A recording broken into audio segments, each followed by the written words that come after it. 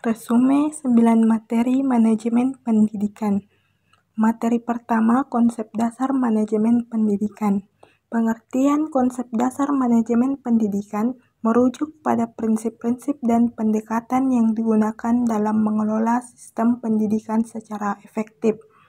Manajemen pendidikan merupakan salah satu cabang ilmu sosial yang pada intinya adalah mempelajari tentang perilaku manusia yang kegiatannya sebagai subjek atau objek. Kemudian tujuan manajemen pendidikan, efisien dalam menggunakan sumber daya, efektif dalam mencapai tujuan, bermuara pada tujuan pendidikan, dan mendukung kegiatan pendidikan dalam mencapai upaya tujuan pendidikan.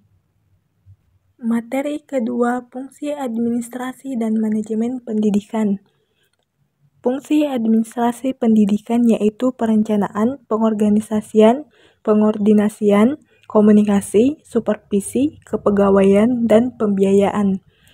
Kemudian fungsi manajemen pendidikan yaitu perencanaan, pengorganisasian, penyelesaian pegawai, pengarahan, koordinasi, pencatatan dan pelaporan, serta pengawasan. Materi ketiga, ruang lingkup administrasi pendidikan dan manajemen pendidikan. Ruang lingkup administrasi pendidikan, administrasi peserta didik, administrasi guru, administrasi kurikulum, administrasi sarana dan prasarana, administrasi supervisi.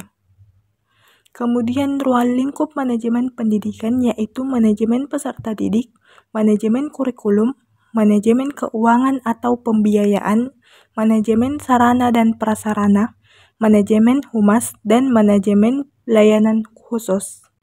Materi keempat, struktur organisasi dalam suatu lembaga. Pengertian struktur organisasi yaitu menetapkan cara bagaimana tugas dan pekerjaan dibagi, dikelompokkan, dan dikoordinir secara formal. Pernyataan ini mengacu pada 6 unsur kunci yang terdiri dari elemen-elemen spesialisasi pekerjaan, departementalisasi, rantai komando, rentang kendali, sentralisasi dan desentralisasi, serta formalisasi. Struktur organisasi dapat didefinisikan sebagai suatu sistem atau jaringan pekerjaan terhadap tugas-tugas, sistem pelaporan dan komunikasi yang menghubungkan secara bersama pekerjaan individual dengan kelompok. Materi kelima, supervisi dan kepemimpinan pendidikan. Pengertian supervisi pendidikan adalah proses pembinaan yang bertujuan untuk meningkatkan kualitas pengajaran dan pembelajaran di sekolah melalui bimbingan, evaluasi, dan pengembangan profesional guru.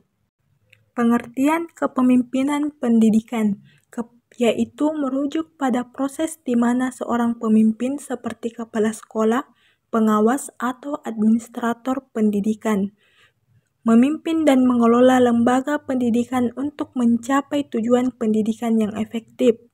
Kemudian ini mencakup pengambilan keputusan yang berkaitan dengan kebijakan, pengembangan kurikulum, pengelolaan sumber daya, serta memperdayaan guru dan siswa untuk menciptakan lingkungan belajar yang positif dan produktif.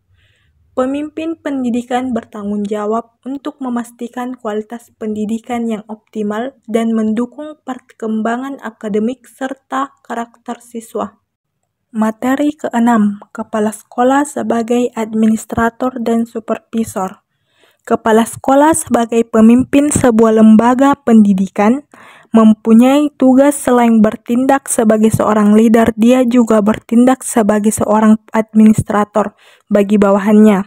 Dalam menjalankan tugas menjadi seorang administrator, tentu memiliki tugas dan tanggung jawab dalam menyelenggarakan administrasi, yaitu pertama, secara statis bertanggung jawab menyelenggarakan administrasi kurikulum, kesiswaan, personel, keuangan, perlengkapan, dan administrasi hubungan masyarakat. Kedua, secara dinamis bertanggung jawab atas tugas manajemen seperti perencanaan, pengorganisasian, pengarahan, pengordinasian, dan pengawasan. Dan ketiga itu hubungan masyarakat dengan menjalin hubungan baik dengan orang tua siswa, komite sekolah, pemerintah daerah, dan masyarakat luas. Kemudian kepala sekolah sebagai supervisor berperan untuk membimbing, membantu dan mengarahkan tenaga pendidik dan tenaga kependidikan untuk menghargai dan melaksanakan prosedur-prosedur pendidikan guna menunjang kemajuan pendidikan. Kepala sekolah juga harus mampu melakukan berbagai pengawasan dan pengendalian untuk meningkatkan kinerja tenaga pendidik. Hal ini dilakukan sebagai tindakan preventif untuk mencegah agar para tenaga pendidik tidak melakukan penyimpangan dan lebih hati-hati dalam melaksanakan tugasnya. Materi ke-7, peran guru dalam manajemen pendidikan dan manajemen konflik. Peran guru dalam manajemen pendidikan yaitu perencanaan pembelajaran, pengelolaan kelas, pengembangan kurikulum, pengawasan dan evaluasi, pengembangan kemampuan siswa, serta manajemen waktu dan sumber daya. Selanjutnya, peran guru dalam manajemen konflik yaitu pertama, mengidentifikasi konflik, kedua, mengelola emosi, ketiga, komunikasi efektif, keempat, mengembangkan empati dan kemampuan resolusi, kelima, mengatasi konflik, dan keenam, menghubungkan dengan orang tua. Materi ke-8, manajemen strategi peningkatan mutu pendidikan. Manajemen peningkatan mutu pendidikan. Untuk meningkatkan mutu pendidikan di sekolah, Sudarwan Danim mengatakan bahwa jika sebuah institusi hendak meningkatkan mutu pendidikannya, maka minimal harus melibatkan 5 faktor yang dominan, yaitu kepemimpinan kepala sekolah, guru, siswa, kurikulum, dan jaringan kerjasama. Selanjutnya materi ke-9, pengambilan keputusan dan pemecahan masalah. Pengertian pengambilan keputusan adalah suatu pendekatan yang sistematis terhadap suatu masalah yang dihadapi. Pendekatan yang sistematis ini menyangkut pengetahuan tentang hakikat masalah yang dihadapi itu, pengumpulan fakta dan data yang relevan dengan masalah yang dihadapi, analisis masalah dengan menggunakan fakta dan data, mencari alternatif pemecahan, menganalisis setiap alternatif sehingga ditemukan alternatif yang paling rasional, dan penilaian dari hasil yang dicapai sebagai akibat dari keputusan yang diambil. Selanjutnya, pengertian pemecahan masalah adalah proses berpikir dan tindakan yang dilakukan untuk menemukan solusi atas suatu permasalahan tertentu. Proses ini melibatkan identifikasi masalah, analisis, pencarian alternatif solusi, dan pengambilan keputusan untuk menentukan langkah yang paling efektif.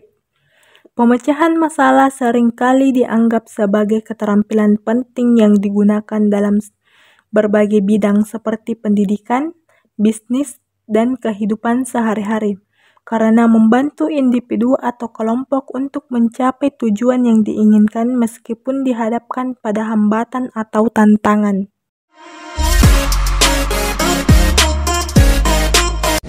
Gabung bersama kami di Unismu Makassar dan raih kesuksesanmu. Temukan potensimu di kampus kami, bersama kami wujudkan mimpi Anda. Kuliah di kampus kami mendapatkan pengalaman belajar yang menarik, membangun jaringan profesional yang luas, dan mengembangkan kemampuan serta bakat Anda.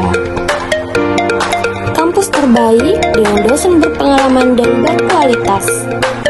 Ayo adik-adik, kami tunggu kalian bergabung di kampus kami di Universitas Muhammadiyah